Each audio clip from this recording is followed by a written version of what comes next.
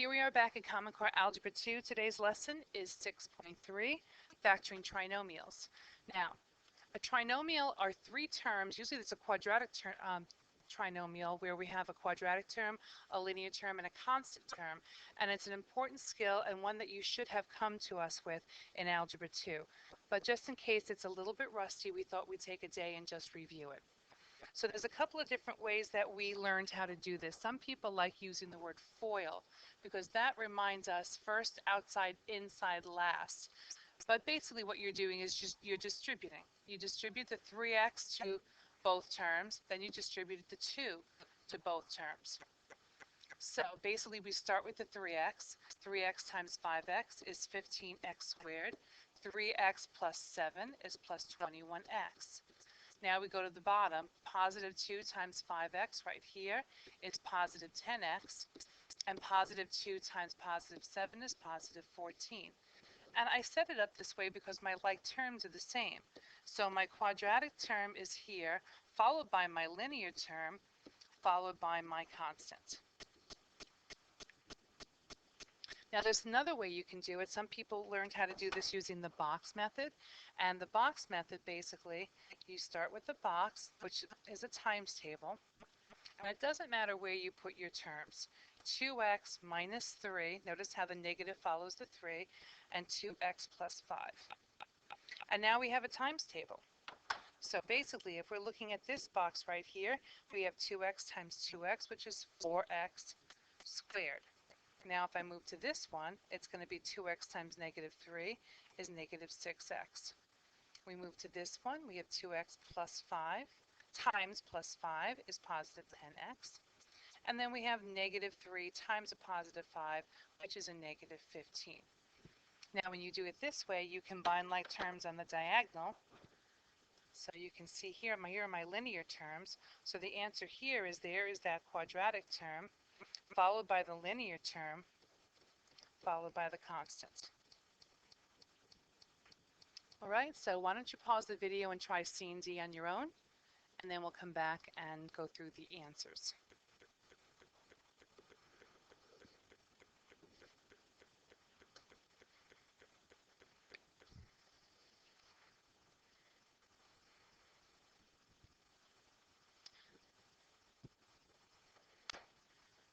Okay, so on this one, we have 5x squared minus 10x minus 4x plus 8. Again, I lined it up this way, so I have my quadratic term, and then I have my linear term, followed by my constant.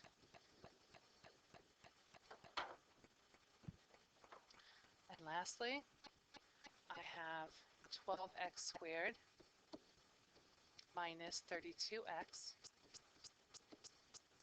positive 9x, and negative 24.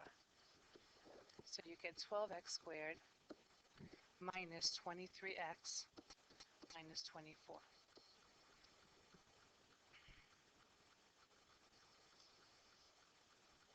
Okay, so write down what you need to, and we will move on to exercise 2.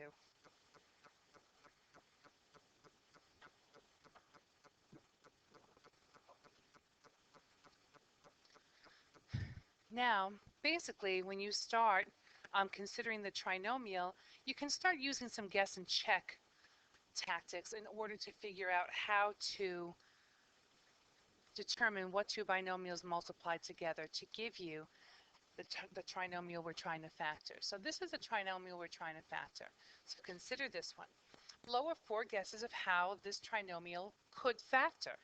So basically they're saying 2 of these guesses do not make sense. So they should not even be checked. Cross them out and explain below them why they are unreasonable. So I know that the first 2 terms when I multiply together have to give me 6x squared. So if I multiply these 2, I get 6x squared. If I multiply these 2, I just get x squared. So that is not going to be a reasonable guess. This one's going to give me a 6x squared, and this one's going to give me a 6x squared. And I also know, because this is negative, I know my signs have to be different. because the only way I'm going to multiply two numbers together to get a negative 6 is if one is positive and one is negative. So if you take a look at this one, I'm on the fourth one here. They're both negative. So a negative 2 times a negative 3 gives me a positive 6. So I know I can get rid of this one as well. So those two we can get rid of very easily. As far as writing things down, I'm not too upset if you don't do that. So of the two that remain, check both above and determine which is the correct factorization. So in this case, they're saying to check it. And this is how we can even check when we actually multiply polynomials. We can just do our FOIL method or a double distributed method, minus 9x plus 4x and minus 6. So this one is 6x squared minus 5x minus 6. Now that one does not look like it's the right one unless I did something wrong, which you know sometimes will happen. So let's try this one. X minus 6. Do the same process. We get 6x squared. We get minus 36x. We get positive 1x. And we get minus 6. So then we combine like terms. 6x squared minus 35x minus 6. So there is our answer. Right there. Okay, so this on the right, this is just another way to factor without putting your like terms on top of each other, just realizing that the two middle terms are our like terms and they need to be combined to get our simplest form of our trinomial. Okay, so again, write down what you need to, and we're going to do some factoring in exercise 3.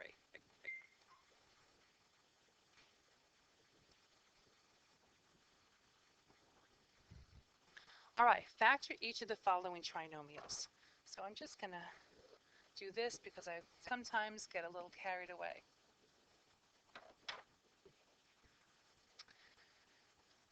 So some of this becomes a little intuitive. So it depends on where you are with your factoring skills. Like I know in this example A, I know that my first terms have to be x because x times x is x squared. I also know that because this is a minus right here, I know my signs have to be different. One has to be plus and one has to be minus. Because the only way I'm going to get a negative 35 is if I have a positive times a negative.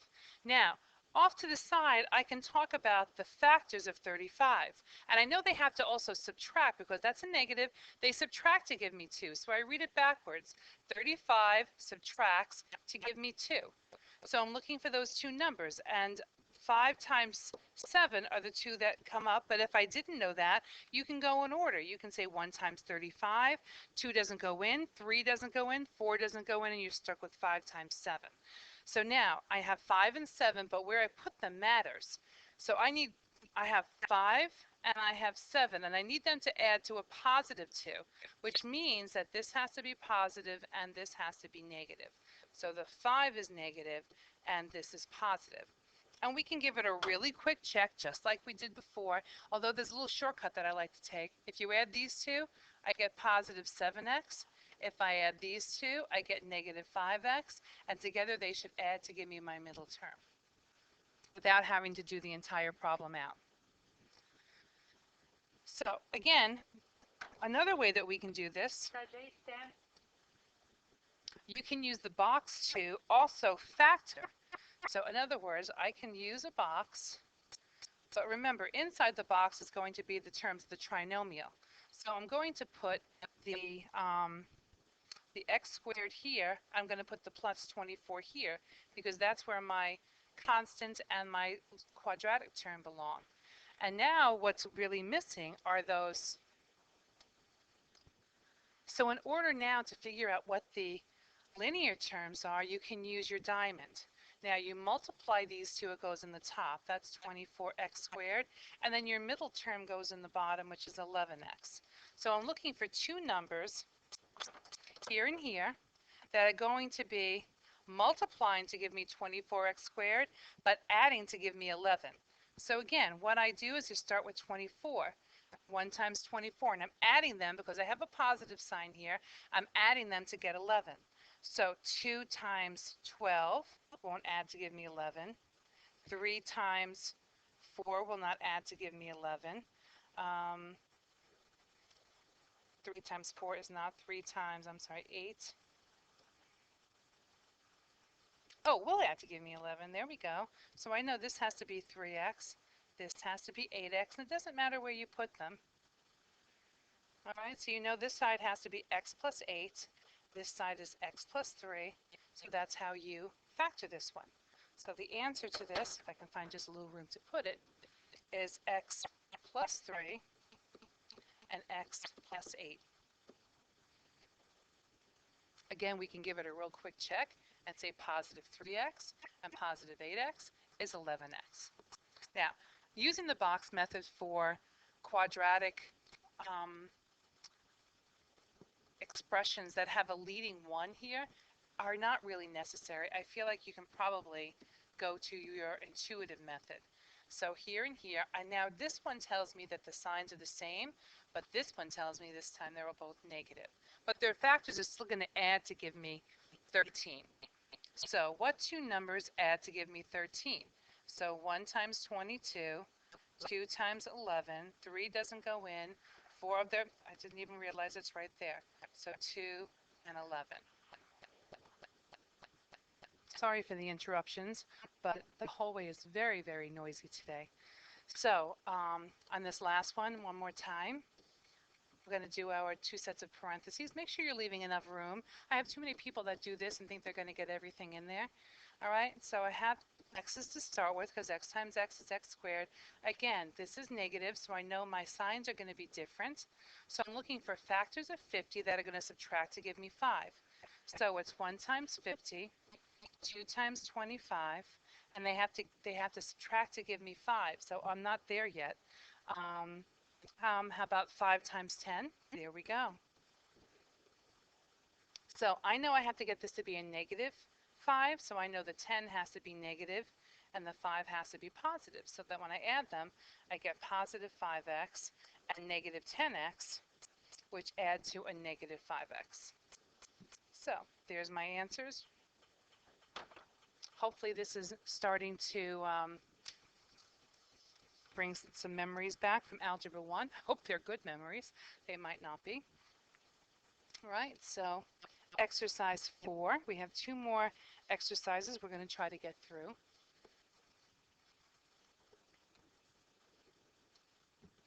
So factor each of the following trinomials that have prime leading coefficients. Now you can be a little intuitive here as well, and you can do a little guessing and checking, but personally, no matter what the leading coefficient is, I like to use the box method. So, and I apologize if this is not the way you like to do it, and if you know how to do this using another form, feel free to. All right? So basically, what we're looking for, again, we're looking for 2 sets of parentheses because it says here to factor each of the following into 2 binomials.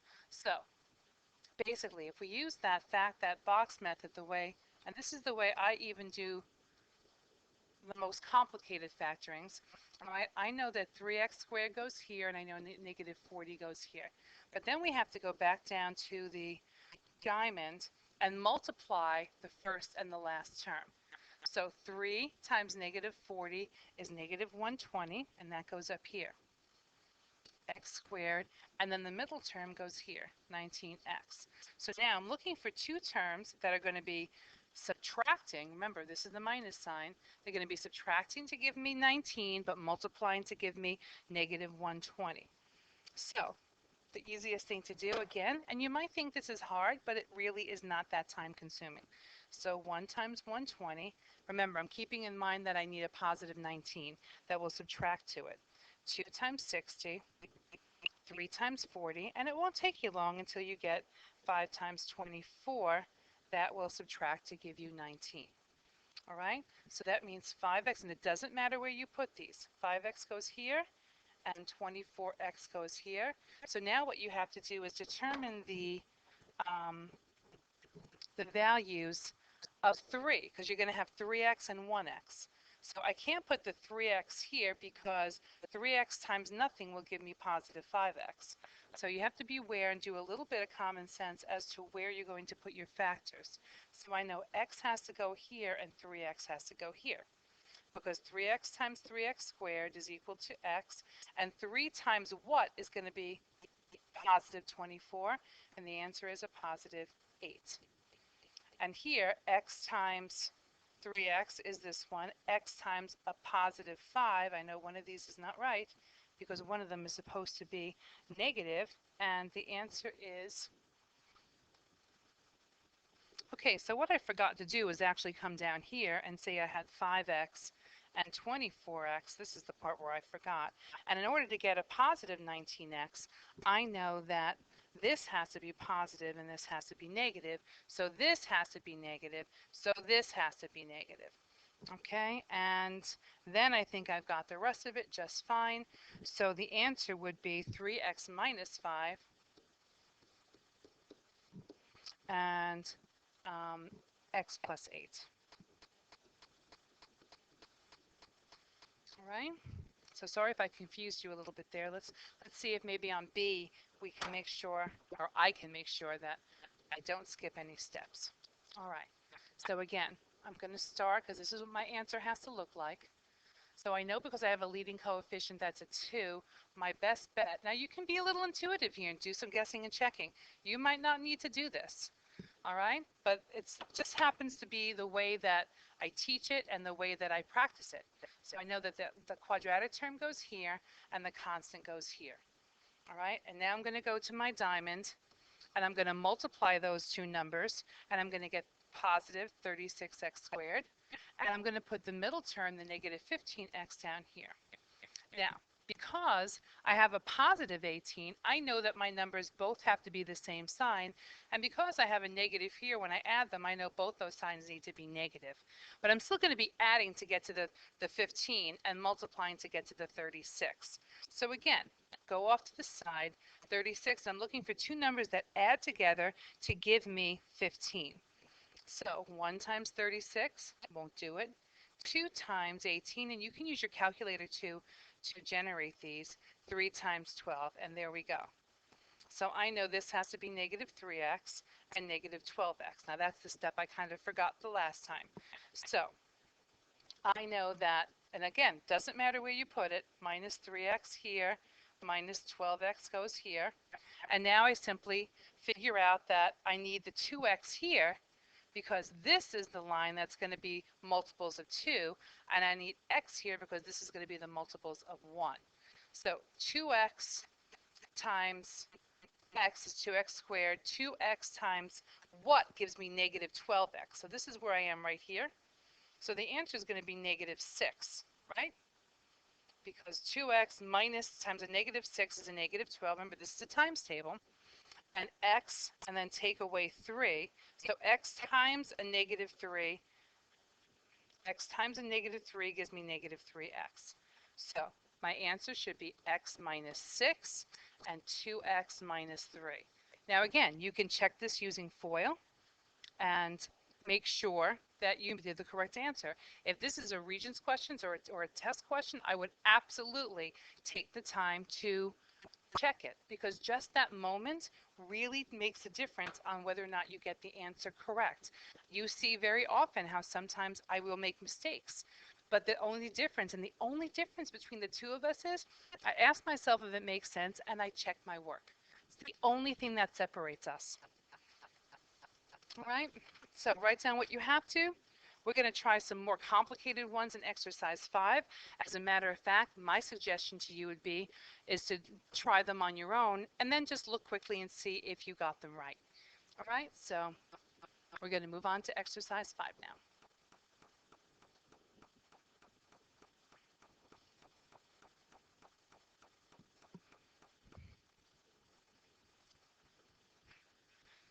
Okay, so if we take a look at letter A, we can see we start with the box in the green and we put the 15x squared here. Let me just see if I can get a different color. I don't think I can do this while this is recording. All right, can I do this? Nope, I can't get a different color. That would be nice, but I can't. So basically what I started with was the 15x squared here and the 2 here, all right? And then I moved down to my diamond problem where I put multiplied the 2, that goes in the top. The middle term, the 13x right here, goes in the bottom. I find two factors that are going to add to give me 13 and multiply to give me 30. And the answers are 3x and 10x. I put them up in my box, and then I figure out 15 can either be 5 times 3 or 15 times 1. So when I look at this, I know 5 times 3 works perfectly because here is my multiples of 5, and here are my multiples of 3. The rest of it is just figuring out what value. In other words, when I put my 10x here and I say 5x times positive 2 gives me that positive 10x. Okay?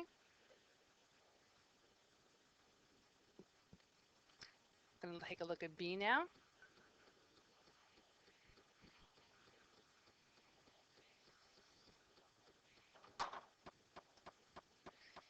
So taking a look at letter B, again, I start the same way with the box. Please, if this box method is really confusing you, take a minute and really try to understand it because it will help you significantly when we get back into class tomorrow. If this is something you've always had an issue with, please take 10 minutes and sit with me or sit with another teacher. Homework Center is open every day after school, and if you ask me to sit for 10 minutes and go over this, I would be happy to. All right, sometimes a little one-on-one is all we need.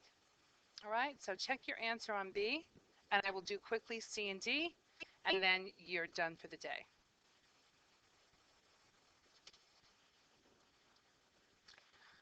Okay, again, there is C and D, and I just want to remind you, this is not easy, but if you're still having difficulties with this, please, please, please get help now, because this is important, and factoring is one of those things that it's just a skill. It's basically as simple as adding and subtracting, or I shouldn't say as simple, but as used as adding and subtracting in any type of mathematics. So please, you really need to have a good understanding of signed numbers. You have to have a good understanding of whether or not you're adding or subtracting.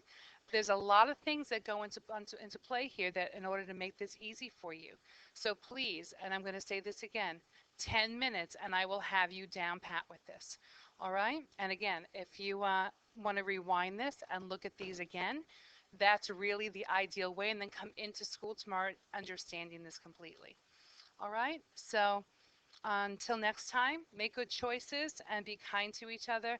And please really embrace mathematics, because I can get you through this exam and you can get you through this exam, but it does take some hard work. Okay? So I'll see you next time. Bye.